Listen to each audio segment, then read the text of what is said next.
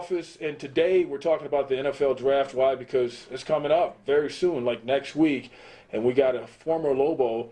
It's strange to say former Lobo for Byron Bell now, the offensive lineman, former Lobo. I mean, because you would be playing one more year if you got that petition that you had put in, because you had played with like not even a whole game, and they counted that as a year. Just didn't treat a brother right. That was a hard situation to go through, as a young kid. And, you just want to be out there on the football field one more Saturday. But, it happened. It was part of God's plan. The situation happened. I wish it wouldn't have never happened with the documents or whatever. But something through all the paperwork got mishandled. They took a year from it. But it's not the end of the world. I'm blessed enough for the opportunity to enter this year's draft. And hopefully God, the good Lord, bless me to fulfill my dreams, getting drafted. Now, you talk about getting drafted, man. What are you going to do on draft day? Because I would be, I don't know, a mess. I honestly don't think I would watch it. Just because I think it'd give me anxiety if I was one of the players in the mix. Oh, yeah, that's kind of funny. My mother was called. We were talking last night, and she trying to get me back home immediately, and I was like, Mom, I really don't want to watch it. I'd rather y'all watch it and you tell me so I could jump for joy. Yeah. But, it's just a process, man.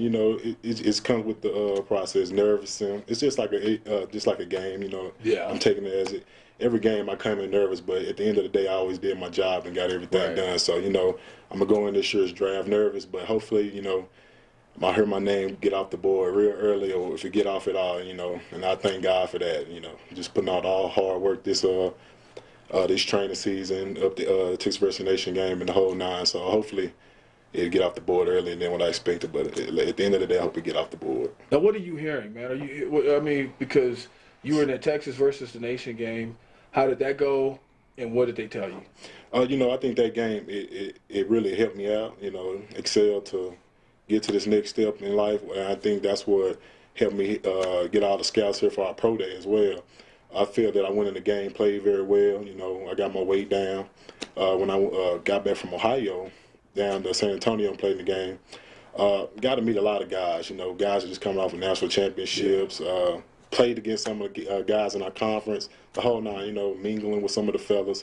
It was a good experience. I feel that I went into the game that showed that, small school in New Mexico could play with guys in the SEC that went to LSU and South Carolina, guys like that. So I feel that I did my performance as well, and I showed a lot of scouts I could play the game of football with the best of them. What were they telling you? Like, they were giving me good feedback, as in, you move very well for your size, wingspan was very well. They thought my arms were short in there. Well, they thought my arms were very short. And I showed they thought your arms were short? Yeah, that I couldn't play tackle with the league, but, I gave them the 34 and a half arm length and, wingspan. And, I'm just, taking it one day at a time, man. They're giving me good feedback, as in, this guy could be a good caliber NFL player. Even when Coach Ray Brown came in and gave me my personal workout, he was telling me, he said, you know what, man, you have a future. You just keep working. That's the main thing you got to do. Yeah. Just stay focused and do what you got to do, and everything will come and fall in place, man. What about what do you have to work on? Like you said that they told you some things they wanted you to work on, and you said keep working. What are some of those things? Just the little things. Getting in the gym. Hitting the weight room, of course. Just working on my art. Getting out there on the field. This past week, me, Big Cook, we've been out there hitting some drills. So I'm learning how to work out like a pro. He's teaching me some of the things he's learned his first year. So when he go back, but he's teaching me, so I have a heads up on things. Just how to approach the field, do everything full speed. From drill to drill, jog. Just little things. But at the end of the day, working on my art in the pass game and the run game. So anything I could do to get better, that's what they're really looking for. And you said Big Cook, and we're talking about Eric Cook, right? Yeah. For people out there who don't know, one more other note. Lawrence Gilligan will be here shortly. He's running late. So anyway, Eric Cook, his first year, the stuff that he's showing you, are you surprised by it, or are you just going like, wow, this is so much higher level than what we're doing now, or is it just basic stuff? I wouldn't call it the basics. It's what we do as an offensive line, but the technical things he's teaching me is much different, you know, as in sitting inside with a close technique, then kick out instead of kicking out right now. Because at the NFL, these guys are pros, and you know, any little mistake you do, They're you gonna know, capitalize on the it. bottom line. And he's teaching me these things, so when I go into my first NFL camp, if the Lord bless me, you know, I know how to approach it. You know, going against these defensive tackles is all Pro Bowl league caliber guys and all Hall of Famers. So, you know, he's teaching me good things out there. You know, it's the technical things. The football stuff is, you know, it's first nature. But other than that, Right. he's teaching me all the technical aspects of the game of football at the NFL level. Has he shown you anything that surprised you? Like you said, well, wow, man, what? Yeah, you know, even in the run blocking, you know, talking about the little 6-inch step, just, I'm like, you know, it's the little things that really wows me, as in Right. kick sliding out too much. And he's like, dude, these dudes are pros. He said they hit you with a club and you be on your back. But it's just, you know, he's teaching me these things now.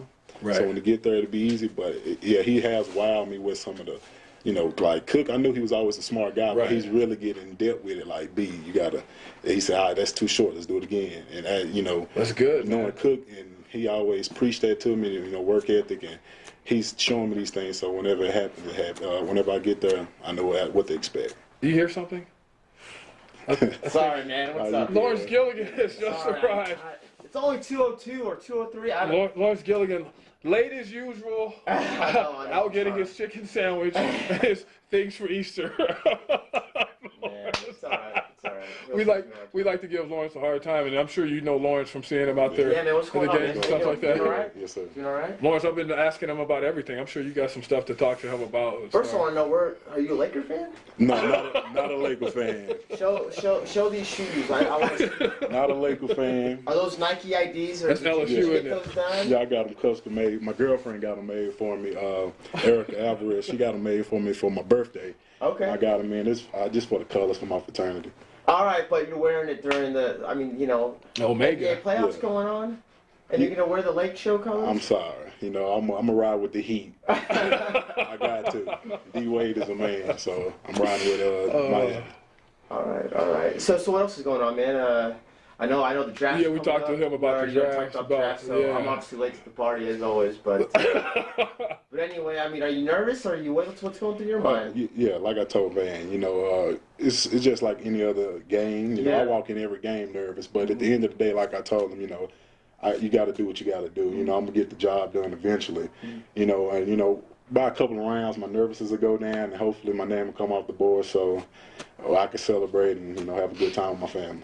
When I celebrate, I like to eat, man. Yeah. So you know, I know you try to cut weight and stuff like that, but man, just tell me, there's gonna be some serious. If you get picked, especially that first day, I think I would just open up the yellow pages to restaurants and just start circling, man. I go to my car, you know, I'll go to the bank, get some money out, man, and I'll just be hitting drive-throughs, carry-outs, and then I'll just go home and just have a spread. Yeah, I probably can't do that. I'm trying to get my weight down. I'll probably have a lot of salad. That's with bad no, advice from me. Yeah, have a lot of salad with no dressing, but you know, at the end of the day, at least my family get to eat. So Yeah. you know, and they get to praise it with me. So that's the only main thing. It's just family with me at the end of the day. And you know, I've done this for a long time now. You know, even growing Right. up, and you know, it's always been family first with me, and everything else has fallen in place. You know.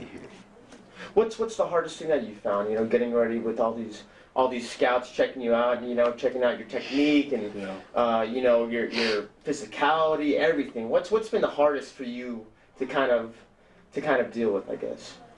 I say you know, getting all the critiques from everybody, because you know everybody is gonna have a different thing to say about you.